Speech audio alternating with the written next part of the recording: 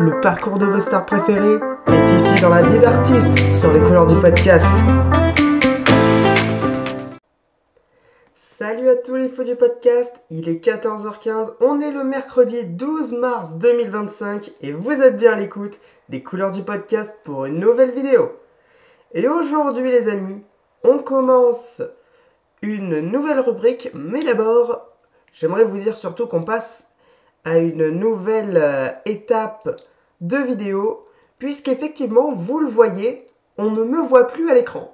Effectivement, pour ceux qui s'en rappellent très bien, je vous avais fait un sondage il y a quelques temps de cela, pour vous demander si la prochaine vidéo, je devais plutôt la faire version diaporama, ou alors est-ce que je restais sur le même type de vidéo qu'avant.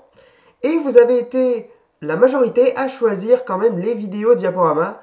Donc, c'est ce que j'ai commencé à faire. J'en ai déjà prévu quelques-uns pour vous dire. Et donc aujourd'hui, on se retrouve pour le premier épisode de la rubrique La vie d'artiste, où je vais vous parler dans cette vidéo de Donald Regnault, qui est une personne dont vous avez peut-être déjà entendu la voix, et qui personnellement m'a accompagné pendant une bonne partie de mon enfance.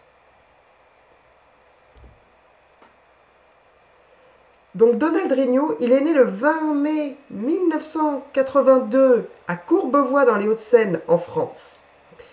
Donc ce qui lui fait quand même aujourd'hui 43 ans.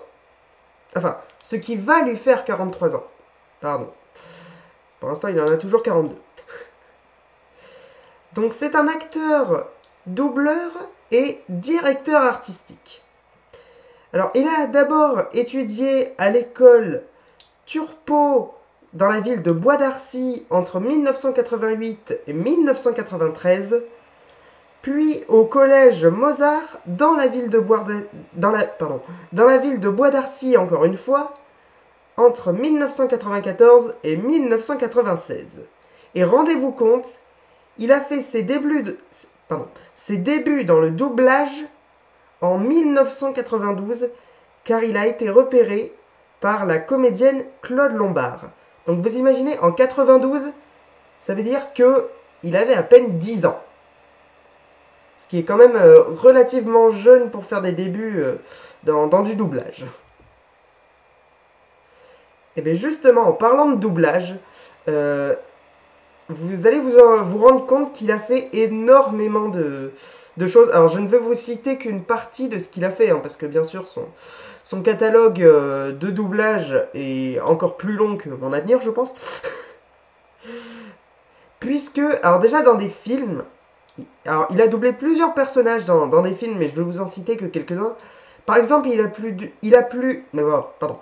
pu doubler Lex Luthor dans Batman vs Superman, l'Aube de la Justice. Et il a également doublé le personnage de Peter Parker et donc Spider-Man dans les films du même nom. En ce qui concerne cette fois-ci les films d'animation, il a doublé le personnage de Christophe dans La Reine des Neiges 1 et 2. Et le personnage de Phineas dans le film et la série animée Phineas et Ferb. Cette fois-ci dans les séries avec des vrais acteurs, dans les séries, il a surtout eu des petits rôles, il n'a pas joué par contre, il n'a pas eu de rôle permanent dans une série, il n'a joué que des petits rôles, donc vous pouvez peut-être des fois entendre sa voix dans des épisodes de la série Lucifer ou de la série Doctor House.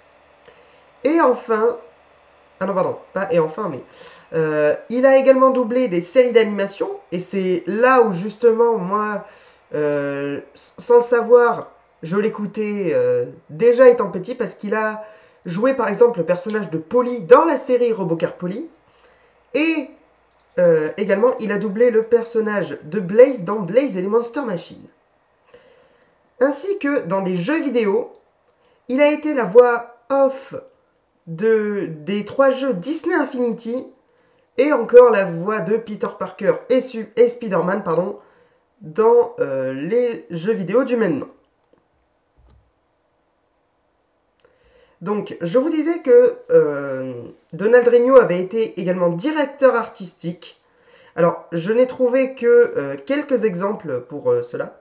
Donc, il a été directeur artistique sur les films Star Wars épisode 8 et le film Ferrari qui, lui, est sorti en 2023.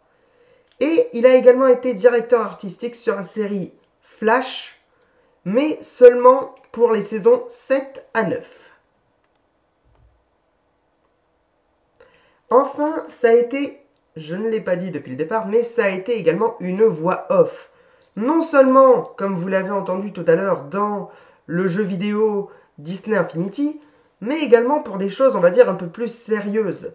Par exemple, il a été la voix off de la chaîne de télévision Canal J, mais également pour la chaîne de télé NRJ12 entre 2005 et 2025, puisque cette chaîne a tiré sa révérence de la télé française il y a malheureusement quelques jours à peine, soit précisément le 28 février 2025. Donc, d'ailleurs, on en reparlera dans une prochaine vidéo. Et ça a été également la voix off de la chaîne de télévision Disney Channel. Et il a également fait des voix off dans des publicités, donc par exemple pour la marque Playmobil, ou plus récemment encore Gillette Labs, et je crois que c'était vers 2021, il a fait la voix off pour la pub de Red Bull. Et enfin, là où j'ai commencé à bien le connaître aussi, étant donné que j'écoutais cette radio beaucoup avant, il est depuis 2005, une des voix off de la radio Énergie.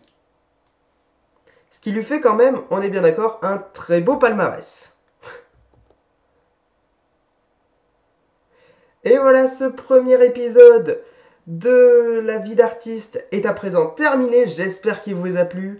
Si c'est le cas, n'hésitez pas, vous connaissez la musique, à lâcher un petit pouce bleu pour m'encourager, à partager la vidéo, à commenter pour me dire ce que vous en avez pensé, et surtout, si vous voulez d'autres vidéos comme ça, ou si vous voulez que je revienne aux anciennes, et surtout, à vous abonner pour faire partie de cette famille podcastique, et sans oublier d'activer la cloche de notification pour être au courant de mes prochaines vidéos.